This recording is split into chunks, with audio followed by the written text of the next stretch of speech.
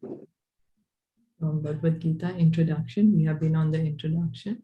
Bhagavad Gita as it is, by His Divine Grace, A.C. Bhaktivedanta Swami Srila Prabhupada.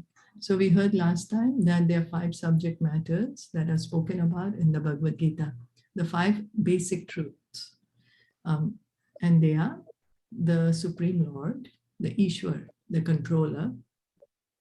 Then the second is the living entities, the Jivas, that's us. Then the third is Prakriti, material nature. Fourth is time. And fifth is karma. And we discussed last time that out of these 5, 4 are eternal, but 1 is temporary, can be changed, and that is karma. Karma, that is not eternal, but the Supreme Lord, I'm sorry, the Supreme Lord, be the living entities, material nature, and time. They are all 4 of these are eternal. So reading on, out of these 5 basic subject matters in Bhagavad Gita, it is established that the Supreme Godhead or Krishna or Brahman or the Supreme Controller or Paramatma, you may use whatever name you like, is the greatest of all. Now we might think that we are the greatest, we living entities might think we are the greatest, but greater than us is the Supreme Personality of Godhead. He's a person. God is a person and his name is Krishna. Some people like to call him Paramatma, some like to call him Supreme Controller or Brahman, but they're all features of Krishna. All are features of Krishna. He's the greatest of all. So the living beings are in quality like the Supreme Controller. For instance, the Lord has control over the universal affairs of the material nature, as will be explained in the later chapters of Bhagavad Gita. Now, we and the Supreme Lord, God, and we, the living entities, we have something in common, and that is that we are same in quality. The Supreme Lord, he is Satchidananda, and we are Satchidananda also. So when we say same in quality, we can try to understand that a drop of ocean water, the composition of salt in a drop of ocean water is the same as the composition of salt, I'm sorry, in the whole ocean. The composition is the same, but the size is totally different. A drop of tiny water, ocean water, the quantity of salt in it is very different than the quantity of salt in the whole ocean. That's how it is with us and the Supreme Lord. We are same in quality with the Supreme Lord, but we are very tiny in size. Our energies, our potencies are very, very infinitesimal, whereas the Lord is unlimited. Unlimited. And so who is controlling the material nature, the universal affairs? For example, why does the sun rise every morning in the east and sets in the west? Who's made that law? Who's made the law that the sun is going to evaporate the water from the ocean? It's going to become clouds, then it's going to come as rains. Or who's made the law that the trees are going to take in carbon dioxide during the day and breathe out oxygen, and we human beings, we are going to take in the oxygen and breathe out carbon dioxide. Who's made it? All that is happening under the control of the Supreme Lord. Under the control of the Supreme Lord. Srimad Bhagavatam explains that in more detail. So in Bhagavad Gita, Krishna says about it in a more concise manner. So material nature is not independent. She is acting under the directions of the Supreme Lord. So this universal nature, the universal laws, who is the lawmaker? That is the Supreme Lord, Krishna. For example, Taiwan, we have certain laws which are prevalent in this country. The citizens have to follow certain laws. So who has made those laws? There's a person behind that. There's a person who's made the laws. Similarly, the laws of material nature, the person behind those laws is the Supreme Lord, Krishna. Okay. So as Lord Krishna says, Mayadhyakshena prakritihi suyate sa characharam. This material nature is working under my direction. Krishna says it in the Bhagavad Gita. When we read on, we are going to hear that this material nature, she appears wonderful. It's so wonderful, appears so automatic, as we just said. The sun is going to evaporate the water from the ocean, become clouds. Clouds give us fresh water. It's like automatic, But who's making it? That's Krishna. When we see wonderful things happening in the cosmic nature, we should know that behind this cosmic manifestation, there is a controller. Nothing could be manifested without being controlled. Nothing can, nothing just happens by chance. It's not that this typicity didn't exist and we were sleeping one night and when we woke up in the morning, everything was organized and made so nicely. All the roads were there, all the laws were in place, all the signals, everything was organized in a proper manner. No, there are people behind it. There is a person behind all this. It's not that everything happens, or it's not that anything happens automatically. So there is always a person behind this, like the aeroplane. Aeroplane does not fly by itself. There is someone who has to press the button. The pilot has to be there. Even although we may say autopilot, but somebody has to press the button. Now we may say that the robot presses the button, but who's making the robot? So even how many ever layers we go back, there is a person behind it. So the person behind this whole cosmic creation, the working of this wonderful, wonderful material nature is Krishna. For instance, a child may think that an automobile is quite wonderful to be able to run without a horse or other animal pulling it. But a sane man knows the nature of the automobile's engineering arrangement. He always knows that behind the machinery, there is a man, a driver. So there's always a person. Similarly, the Supreme Lord is the driver under whose direction everything is working. Now the jivas, or the living entities, have been accepted by the Lord, as we will note in the later chapters, as his parts and parcels. Krishna says in the Bhagavad Gita, chapter 15, text 15, that all the living entities are my fragmental parts and parcels. He says that a particle of gold is also gold. A drop of water from the ocean is also salty. And similarly, we, the living entities, being part and parcel of the Supreme Controller Ishvara or Bhagavan, Lord Shri Krishna, have all the qualities of the Supreme Lord in minute quantity, because we are minute Ishvaras, subordinate Ishvaras. So all the qualities of the Supreme Lord, we have them, but in very, very minute quantity, very minute. As we say, a particle of gold is also gold, and the gold in the gold mine is also gold. The quality is the same, but the quantity is totally different. The quantity is totally different. So we are trying to control nature as presently we are trying to control space or planets, and this tendency to control is there. Why? Why do we have the tendency to control? Why? Because it's there in Krishna. Because he is the supreme controller, and all the qualities that are in him, we have them in minute quantity. Up to 78% of God's qualities are there in the most perfected living entities. When a living entity becomes perfect, he can get up to 78% of God's qualities, because we are spirit souls after all. We are not the body. So Krishna is the supreme controller. So we also have this desire to control. Although we have a tendency to lord it over material nature, we should know that we are not the supreme controller. This is explained in Bhagavad Gita. This is what Bhagavad Gita is trying to tell us, that there is a Supreme Lord under whose direction everything is moving, that we are not the controller. The sun does not rise and set according to our will, according to our demands or commands.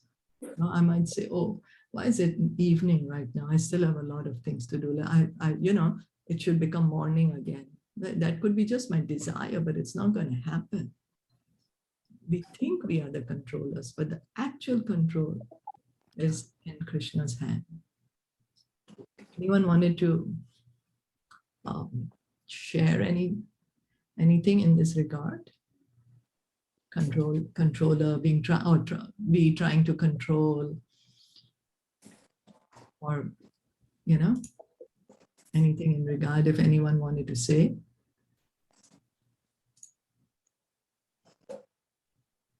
Any realizations?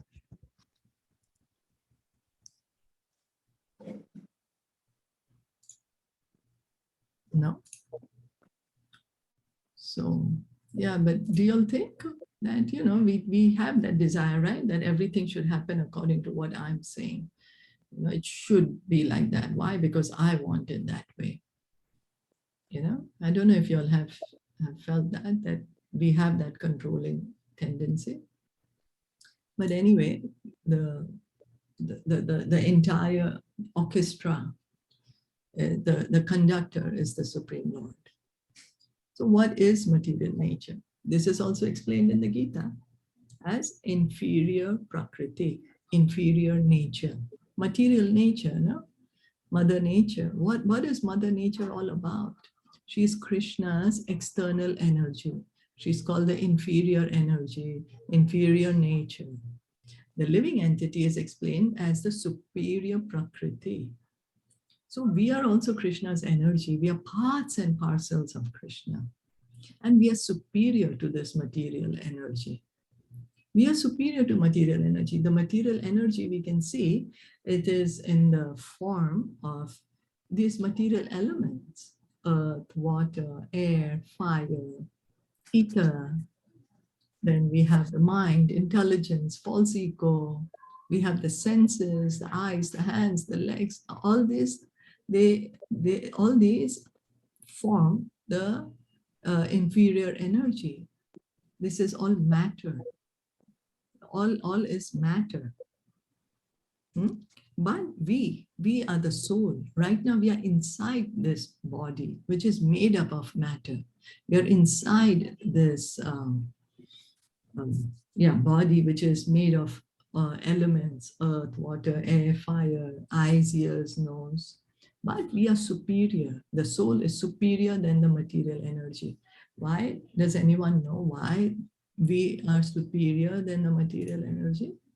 Because we are part and parcel of Krishna. Yes, we are part and parcel of Krishna. Very nice. And so then, and then we are, so we are part and parcel of Krishna, and we are conscious. Conscious Chetna. Conscious Chetana. Yes. Thank you. Very nice. Very nice. Thank you. Yes, we are conscious, The living entity is conscious. So we think that the body is living. We think that this body inside, I'm living inside this body, and we think this body is living. But as soon as I leave the body, this body is going to be called a dead body, and it will have to be, disposed of immediately. So what is it that's inside the body that is living? That is the soul. So consciousness is the symptom of the soul. Everything else is dead. We are very attached to our things, our possessions, our cars, or our clothes, or our, I don't know, everything, phones, laptops, house, whatever you see. But all this is matter, material. It's dead. It has no life. But we, the soul, we are conscious. We are living. So Prakriti is female, and she's controlled by the Lord, just as the activities of a wife are controlled by the husband. Prakriti is always subordinate, predominated by the Lord, who is the predominator. So we are all Krishna's energy. We are Krishna's marginal energy. Marginal. This material nature is Krishna's material energy. We are also called spiritual energy, you know. But why we are called marginal is because although we are spiritual, our size is so tiny, we have a tendency sometimes to be in the influence of material energy, sometimes in the influence of spiritual energy. So the living entities and material nature are both predominated, controlled by the Supreme Lord.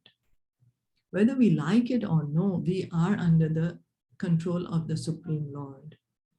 We might say, no, I'm not, I'm the controller by myself. Well, then we can see that we can't even control our body. For example, I think most of us don't like to get sick, but we do get sick. Disease comes. You know, what to do? We are not able to control. If we were the controller, we should be able to say, oh, no disease. Or if we get old, we are getting wrinkles, the hair is becoming white. You know, why? Why? How are we the controller? We can't even control this body that we are in. And one day we'll be kicked out of this body and we have to take up another body. So it shows that we are not the controller, but we are predominated by the Supreme Lord. Even the material nature, Krishna has set the laws and she follows his laws perfectly. She is a devotee of the Lord. You know, Durga Devi, the material nature is personified by Durga Devi. She is a devotee of the Lord. So she follows his instructions very, very properly. According to the Gita, the living entities, although parts and parcels of the Supreme Lord, are to be considered Prakriti. This is clearly mentioned in the 7th chapter of Bhagavad Gita. Apareyam itasva anyam prakritim vidhi me param jiva bhutam. This material nature is my inferior Prakriti, but beyond this is another Prakriti, Jiva Bhutam, the living entities. So Krishna himself is saying in the Bhagavad Gita, in chapter 7, that this whole material nature that you are in right now, she is my energy, and you are the living entity, and you are inside here, but you are also my energy. You are the Jivatma. Yeah. Anyone wanted to any questions or anything? Any comments? Because we are hearing of so many different things. If no, then we'll continue. So material nature itself is constituted by 3 qualities: the modes of goodness, the mode of passion, and the mode of ignorance. So this material nature, what does she comprise of? Goodness, passion, and ignorance. Rajogun, Tamogun, and Sattvagun. That's how this material nature is controlling us. That's how this whole world goes around under these modes of nature. Above these modes, there is eternal time. So the Kal, the eternal time. And by a combination of these modes of nature, and under the control and purview of eternal time, there are activities which are called karma. So with time and the combination of the modes, then the living entity begins his activity. You know, we all act. We are not inactive. Whole day we keep doing something or the other. Why do we act in the way we act? What are we doing? What am I thinking? What am I speaking? What am I eating? How am I speaking? What words am I speaking? Everything is under the modes of material nature. Everything. And so our activities are called karma. And these activities are being carried out from time immemorial. And we are suffering or enjoying the fruits of our activities. So it's not that after I give up my body, if I give up after I die, I leave this body, that I don't exist anymore. No, I'm the living entity. I'm eternal. I'm eternally conscious. and I'm going to take another body. It depends if I'm going to take a material body or spiritual body. But I will take another body, and in another body, I'm going to continue to do activities. So it's not that if I take up a spiritual body, I don't do any activities. We are spirit souls, actually. We have spiritual bodies. We have spiritual bodies. It's just that we are covered right now with this material body. And because of this desire, I'm going to do this. And when I do this, I'm going to get this and I'm going to enjoy and I'll be so happy. So because of this, we hang around here in the material world because we want to enjoy the fruits of our activities. We want to enjoy the results of our activities. For instance, suppose I'm a businessman and have worked very hard with intelligence and have amassed a great bank balance. Then I am an enjoyer. But then I say I have lost all my money in business. Then I'm a sufferer. Similarly, in every field of life, we enjoy the results of our work or we suffer the results. This is called karma. So this is karma. What we do some activity, and then the result of that activity, when the fruits are good, we feel happy. When the reactions are good, we feel happy and we enjoy. But when the reactions are bad, then we feel sad and in distress and we suffer. So this is karma, action and reaction. So this activity that we do, that is karma.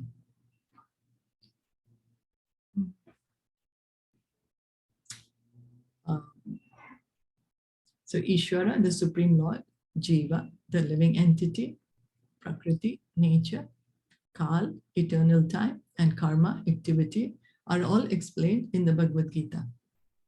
Out of these five, the Lord, the living entities, material nature, and time are eternal. So as we said, that the five basic truths which I explained in Bhagavad Gita, the Supreme Lord, the Jiva, we, the living entity, then is Prakriti, nature, Kal, which is eternal time, and karma. And these are the five basic eternal truths, because the subject matter of Bhagavad Gita was spoken 5,000 years ago to Arjuna. But the knowledge of the Bhagavad Gita has been prevalent in human society for about 2 million years. Krishna himself says it's not the first time that he's speaking the Bhagavad Gita to Arjuna. So we can see that this knowledge is eternal knowledge, that we are trying to understand this knowledge. It is not like today's news or yesterday's news, which is irrelevant after some time. No, it's very, very, very relevant. Why? Because it is dealing with the truths, with the basic truth. So out of these five, karma is not eternal. But the Lord, the living entities, material nature, and time are eternal. The manifestation of Prakriti may be temporary, but it is not false. So this material world, sometimes it's manifest, we can see it, and sometimes it's not.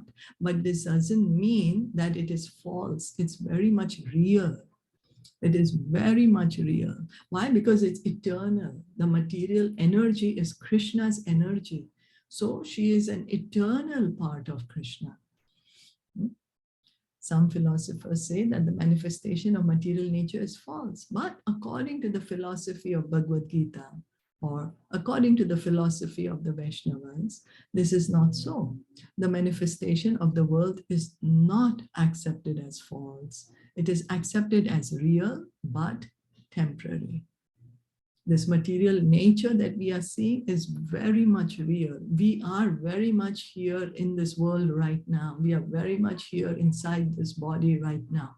But our thinking that I am the body, that is false. The correct understanding is that I am the soul and I am inside this material body.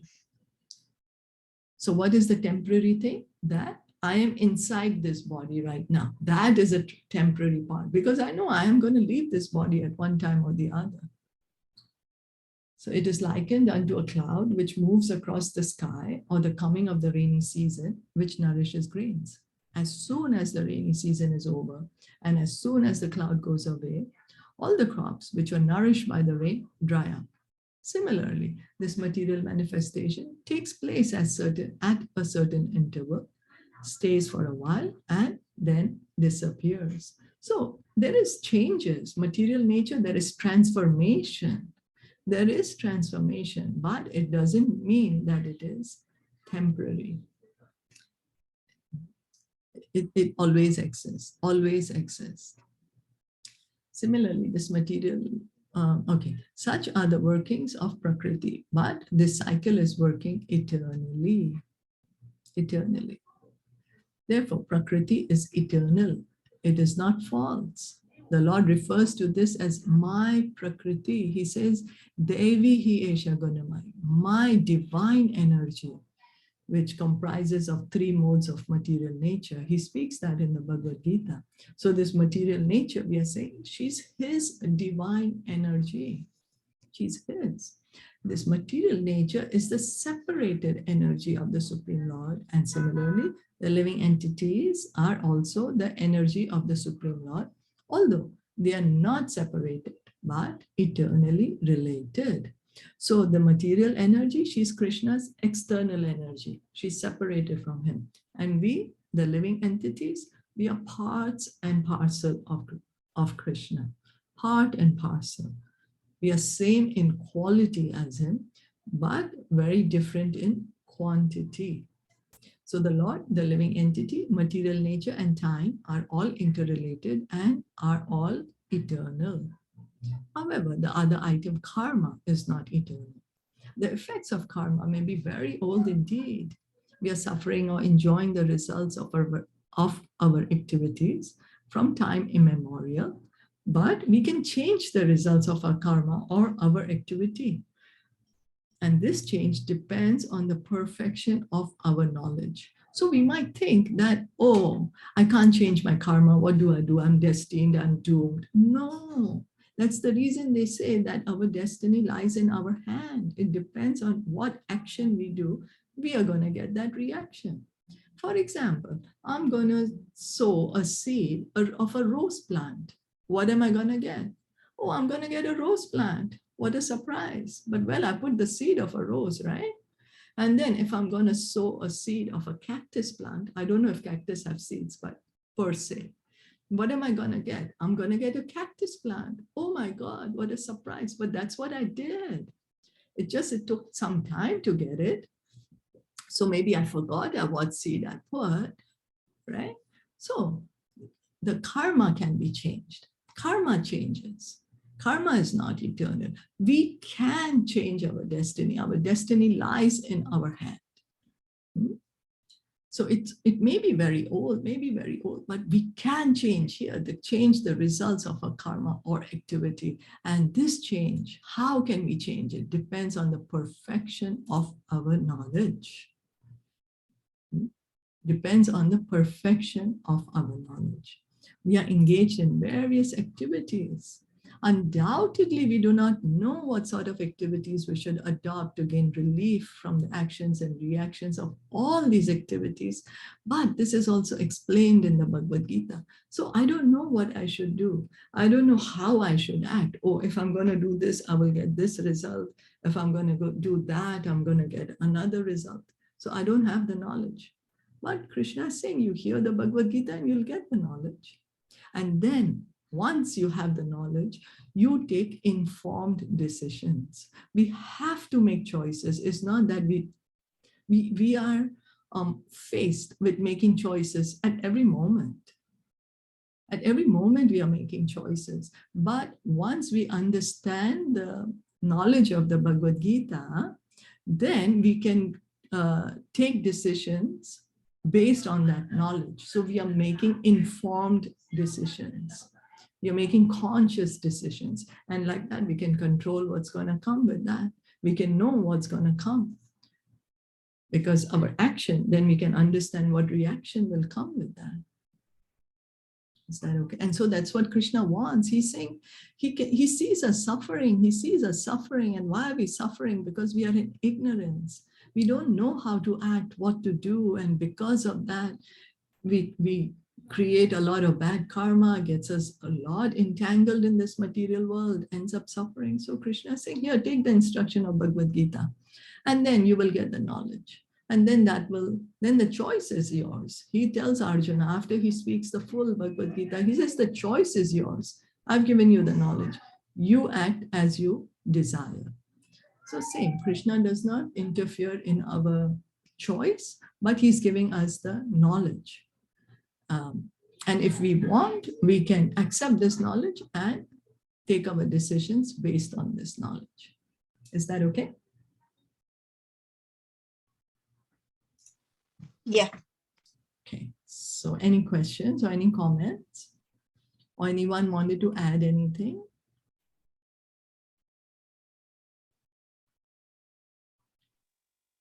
No, then yeah, then we'll stop here for today.